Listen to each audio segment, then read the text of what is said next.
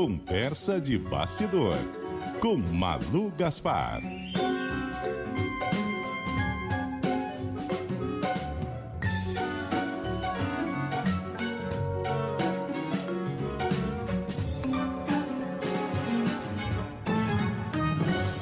Muito bom dia para você, Malu Gaspar. Bom dia, Milton. Bom dia, Cássia. Bom dia para os nossos ouvintes da CBN. Bom dia, Malu. Malu, como que a decisão do ministro Alexandre de Moraes de determinar a investigação do vazamento de dados da Receita Federal, de ministros, de seus familiares, como que essa decisão repercute dentro do próprio STF? Olha, Milton, caiu muito mal dentro do Supremo, especialmente porque todo o trabalho que vinha sendo feito até então pelo presidente do Supremo, Edson Fachin, e pelos outros ministros que se reuniram ali secretamente com o Toffoli na semana passada para, na prática, forçá-lo a renunciar à relatoria do processo do caso Master, todo esse trabalho vinha sendo feito para tentar distensionar o tribunal e acalmar a situação, assim, acalmar a repercussão que estava sendo muito ruim desse caso para o próprio Supremo. Então não deu, assim, isso aconteceu na quinta-feira. Na sexta-feira houve muita tensão porque vazou o conteúdo dessa reunião de uma forma que, segundo os próprios ministros, foi tão literal que isso despertou suspeita de gravação, de que o ministro Toffoli teria gravado os outros ministros, e não deu nem, sei lá, nem chegou a terminar o carnaval. Na terça-feira de carnaval de manhã, já tinha a Polícia Federal na porta dos auditores da Receita para apurar um vazamento, Milton, Cássia, que ninguém sabe exatamente o que é. Nós estamos deduzindo que o que o ministro Alexandre de Moraes está querendo é apurar a origem dos vazamentos de informação que levaram as nossas matérias, a minha, no caso, do Lauro Jardim, sobre o caso Master. Mas isso o ministro não diz, né? O ministro, quando manda fazer um levantamento sobre vazamentos, na nota oficial que o Supremo divulgou, ele fala em uma coisa assim,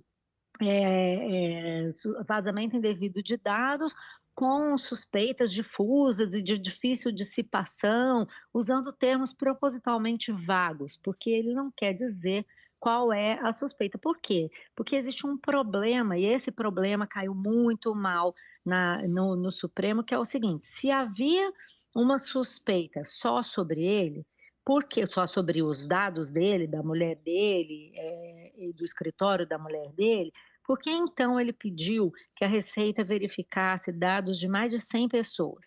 Né?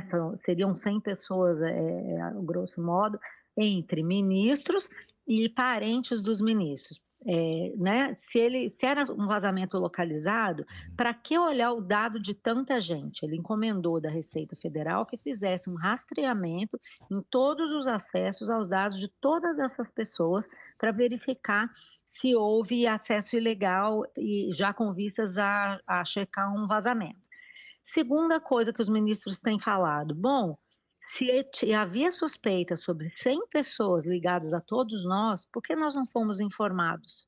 De onde que o Alexandre de Moraes achou que ele poderia colocar no inquérito das fake news, que é um inquérito aberto em 2019 com outra finalidade, um levantamento tão amplo sobre nós? E aí, para você ver como que o clima está ruim no Supremo, como a desconfiança entre todos está muito forte, já teve ministro dizendo, inclusive para mim, que estava achando que o Alexandre de Moraes de fato queria era levantar dados sobre eles, os ministros, já tentando se prevenir de uma futura fase da investigação do Master que poderia chegar nele. Nós sabemos que o celular do Daniel Vorcaro ainda não está, assim, muito pouca coisa que existe no celular apreendido do Daniel Vorcaro durante a prisão dele lá em novembro, muito pouca coisa veio a público. E a gente sabe que tem menções ao Alexandre de Moraes. E ele também sabe. Então, dentro do Supremo, há uma desconfiança também de que toda essa ação possa servir para prevenir alguma ofensiva sobre o próprio Moraes e mais, como cortina de fumaça para o que de fato tem que ser discutido, que são o contrato da mulher dele, que até hoje não explicou, e a questão do ministro Dias Toffoli, que também, assim, se afastou do processo. Mas e as relações dele com o Vorcaro? E o pagamento de 35 milhões de reais pela participação no resort, que até outro dia ele nem assumia que era dele.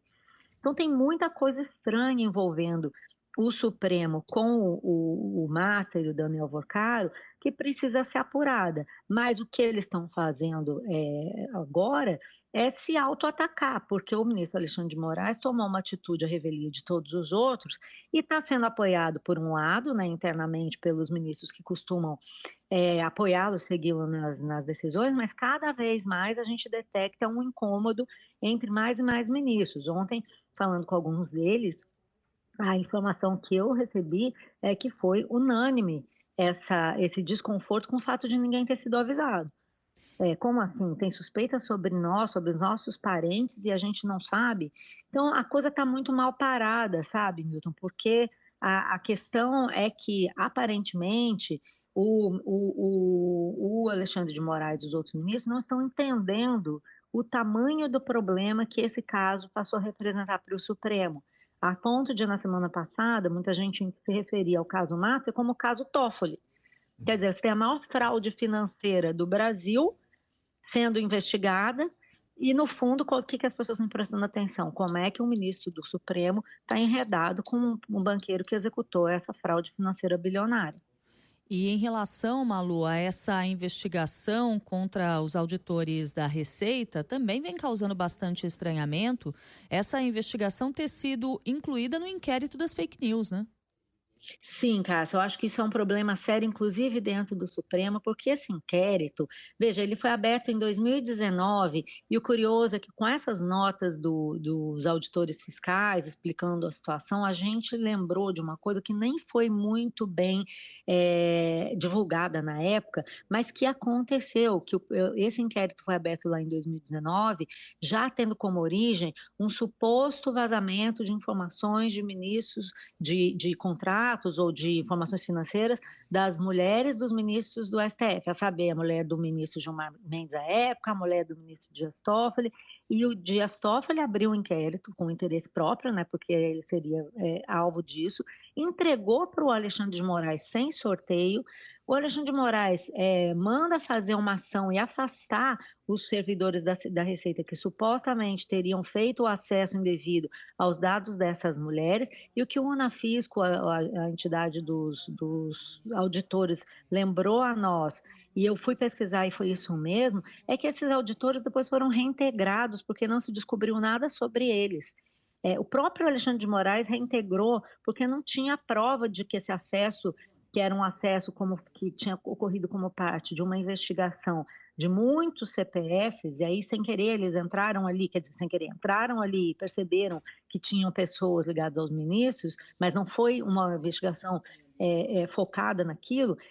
O próprio ministro Alexandre de Moraes mandou reintegrar esses servidores. Então, veja, você tem uma investigação em 2019 que já iniciou errado, né? A vítima decidindo abrir investigação, decidindo quem ia ser o investigador, quem seria o juiz. Bom, você já tem um contexto ruim, mas além disso, a investigação avança e você descobre que não tem nada para investigar. O que você faz? Fecha o inquérito.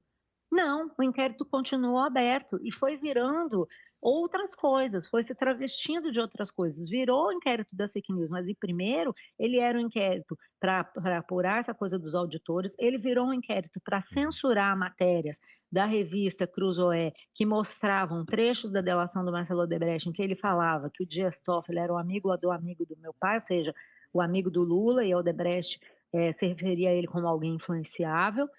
E foi virando outras coisas, virou um inquérito para apurar milícias digitais, virou um inquérito para apurar fake news dos bolsonaristas, e ele nunca foi encerrado, nunca foi prestada contas à sociedade. Em 2020, o Supremo chegou a chancelar esse inquérito, em uma votação de todos os ministros. E aí o Fachin falava, mas precisamos, nessa votação, que a gente tome cuidado, porque o veneno, isso pode virar um veneno contra nós mesmos. Pois é, virou um veneno. E o que a gente está vendo tanto na reunião do que houve secreta do Supremo e que vazou. E agora, com o silêncio diante da atitude do ministro Alexandre de Moraes, é que a responsabilidade pelo que está acontecendo é do próprio Supremo, porque os ministros se protegem. O próprio ministro Flávio Dino disse na reunião, que a gente sabe que ele falou porque vazou, que ele é STF Futebol Clube, e os ministros se protegeram, fizeram com que o Toffoli renunciasse, mas fizeram uma nota apoiando o Toffoli, dizendo que não há problema nenhum na atitude dele, e agora, novamente, estão em silêncio diante de uma atitude que, nos bastidores, eles criticam e muito. Então, assim, hoje o que a gente está vendo? A população chocada com as atitudes que o Supremo, especialmente os ministros Alexandre de Moraes e Dias Toffoli, vem tomando, e do outro lado, o Supremo em convulsão interna, mas ao mesmo tempo em silêncio, ninguém toma atitude sobre nada. O resultado existe um fosso gigantesco entre a população, a sociedade e o Supremo Tribunal Federal. E não é com meias atitudes que o tribunal vai resolver esse problema. Existe uma crise, a crise precisa ser reconhecida e o tribunal e os seus ministros precisam entender, assumir e reconhecer que eles devem satisfação à sociedade. Essa é a questão central. Né? Problemas podem acontecer em qualquer instituição. Agora, a reação dessas instituições a esse problema demonstra o respeito que elas têm pela Constituição e pela sociedade como um todo. É isso que a gente está vendo nesse caso. O Supremo não está respeitando a vontade da população. Malu Gaspar, muito obrigado pela análise, pelas informações. Bom dia para você. Bom dia, gente. Um abraço para todo mundo. Até mais, Malu.